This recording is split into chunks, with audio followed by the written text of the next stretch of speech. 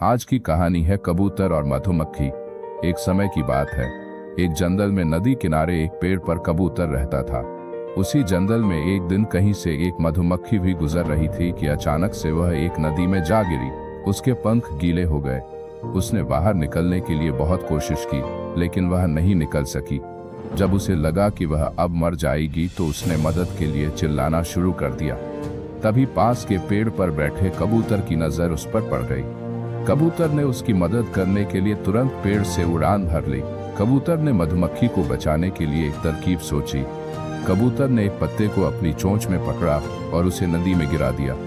वह पत्ता मिलते ही मधुमक्खी उस पर बैठ गई।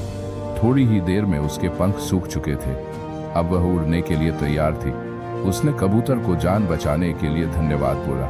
उसके बाद मधुमक्खी वहां से उड़कर चली गई। इस बात को कई दिन बीत चुके थे। एक दिन वही कबूतर गहरी नींद में सो रहा था और तभी एक लड़का उस पर गुलेल से निशाना लगा रहा था। कबूतर गहरी नींद में था, इसलिए वह इस बात से अनजान था, लेकिन उसी समय वहां से एक मधुमक्खी गुजर रही थी, जिसकी नजर उस लड़के पर पड़ गई। यह वही मधुमक्खी थी जिसकी कबूतर ने जान बचाई थी। मधुमक्खी तुरंत लड़के की ओर उड़ गई और उसने जाकर सीधे लड़के के हाथ पर डंक मार दिया। मधुमक्खी के काटते ही लड़का तेजी से चिल्ला पड़ा।